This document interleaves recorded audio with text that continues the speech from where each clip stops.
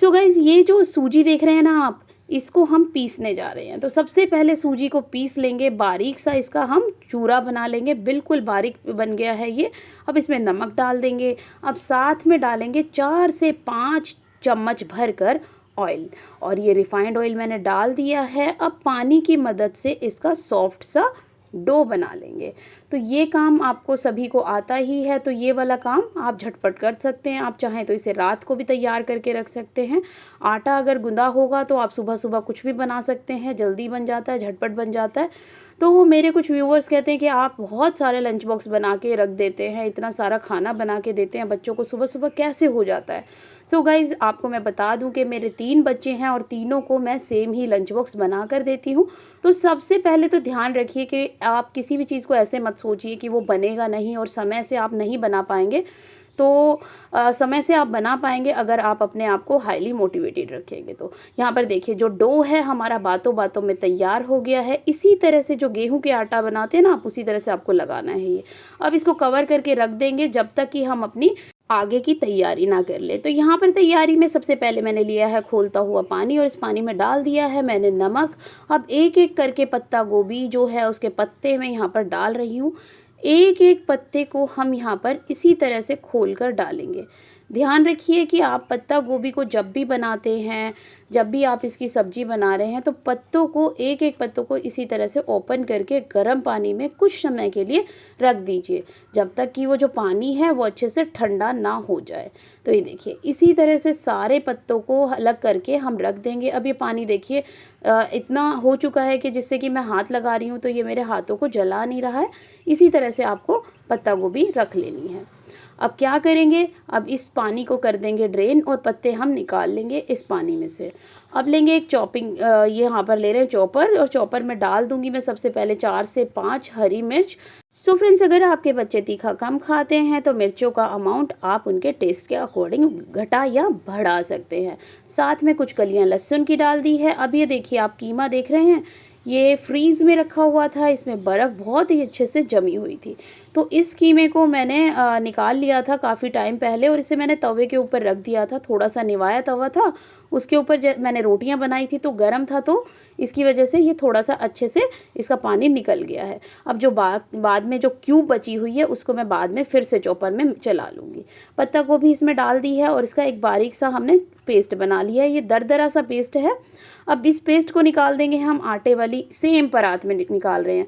इससे क्या होगा, एक तो बर्तन भी आपके ज़्यादा गंदे नहीं होंगे, है ना, और दूसरा आपका काम भी होता रहेगा। तो ये देखिए मैंने इसमें डाल दिया है। अब साथ में प्याज लेंगे। अब प्याज के साथ फिर से हम पत्ता गोभी डालेंगे और फिर से हम इसे दरदरा सा पीस लेंगे।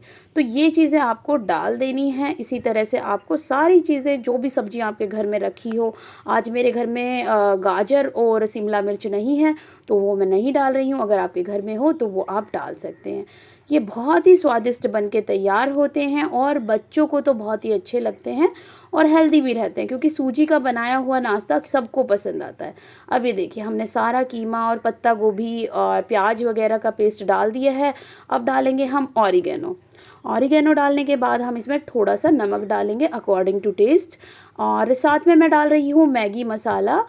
ये क्या है ना, एक टेस्ट अच्छे से बढ़ा देगा इसका। मेरे पास काली मिर्च नहीं है, वरना तो मैं वो डालती और मैगी मसाला स्किप कर सकती थी।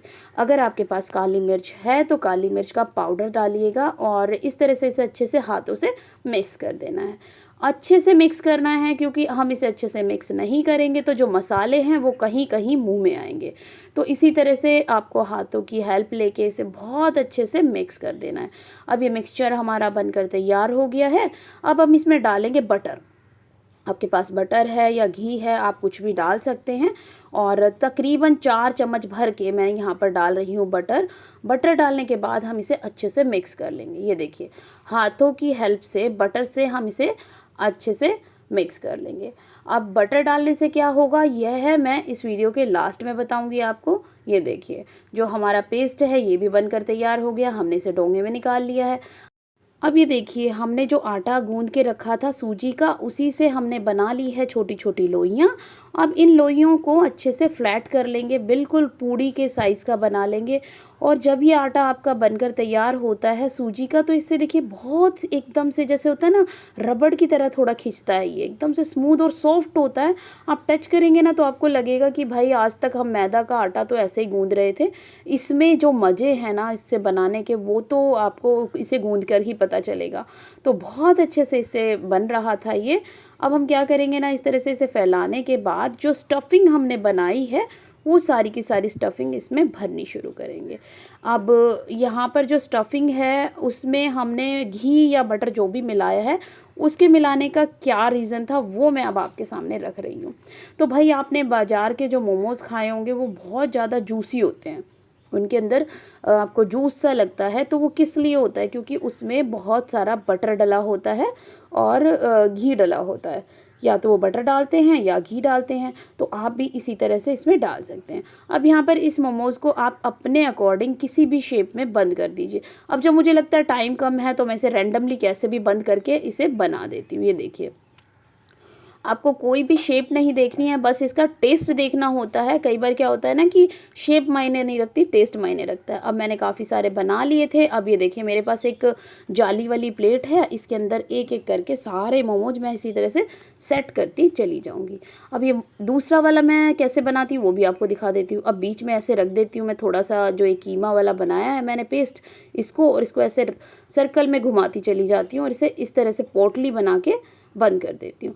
तो सबसे इजी मुझे यही लगता है, झटपट से बन जाता है और बच्चों को ये बहुत ही ज़्यादा अच्छी शेप लगती है। तो ये बन गया है, अब इसको भी मैं प्लेट में रख देती हूँ। ऐसे ही मैंने सारे अपने मोमोज़ बना लिए थे, इसी तरह से आप बना लीजिए। और यकीन मानिए जो मैदा होती है ना, उसके जो मोमोज़ आप खाते हैं सेम वैसा ही इनका स्वाद होता है, बहुत ही ज़्यादा टेस्टी लगते हैं। जब मैंने पहली बार सूजी के मोमोज़ बनाए थे तो बच्चों को लगा ही नहीं था कि ये मोमोज़ जो हैं सूजी के हैं, उनको लग रहा था कि मैं झूठ बोल रही हूँ और ये मोमोज़ मैदा के हैं। तो ये देखिए बाद में एक और पोटली मैंने यहाँ पर बना दी है। इस पोटली को इस तरह से दबा के एक लड्डू का सा साइज़ दे दिया है और ये वाला भी मोमोज़ हमारा बनकर तैयार हो गया है। अब ये देखिए हमारी जो मोमोज़ की प्लेट है वो रेडी हो गई है। अब इसको इस तरह से सेट कर देंगे कि जिससे ये जो मोमोज़ है ये आपस में टकराए नहीं।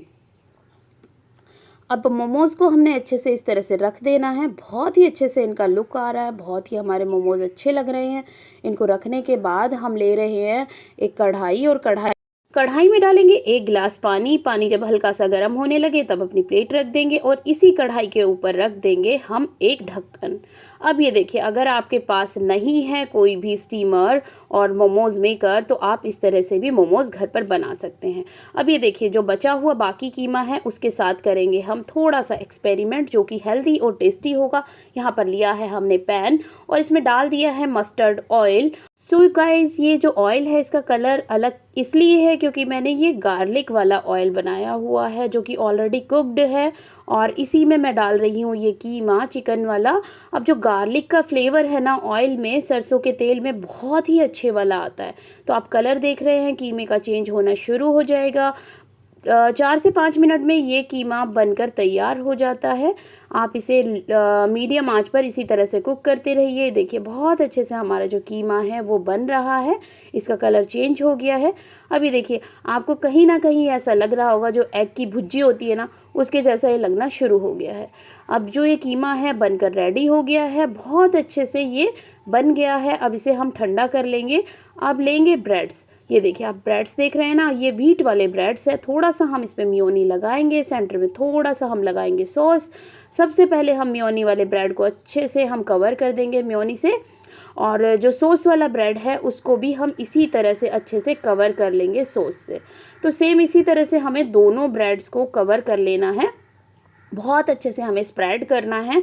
ये देखिए आपके पास अगर नाइफ़ है उससे स्प्रेड कीजिए, अगर आपके पास नहीं है तो आप स्पून से भी इसे स्प्रेड कर सकते हैं। सेंटर में डालेंगे बहुत सारा कीमा। ये देखिए इसी तरह से भर भर के इसे डालेंगे।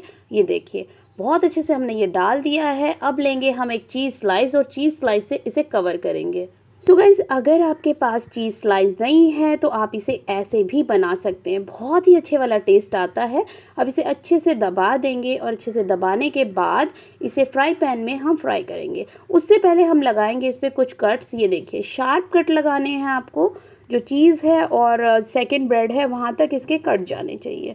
अब ये देखिए, हम लेंगे एक पैन और पैन में डालेंगे थोड़ा सा बटर। ज़्यादा बटर नहीं डालेंगे, तकरीबन थोड़ा सा एक स्लाइस से निकाल के हम इस पे डाल देंगे। अब ये देखिए, यहाँ पर जो ये मेरा पार्ट था वीडियो का, ये वाला कहीं से स्किप हो गया है, तो मैं आपको दिखा देती हूँ कि ब्रेड कैसे बना था। यहाँ पर मोमोज़ देख लीजिए, पहले मोमोज़ बन गए हैं और ये ब्रेड हमारा क्रंची सा बनकर तैयार हो गया। तकरीबन 15 मिनट में हमारे मोमोज़ बन जाते हैं और तकरीबन 2 मिनट में ही सैंडविच बनकर तैयार हो गया है।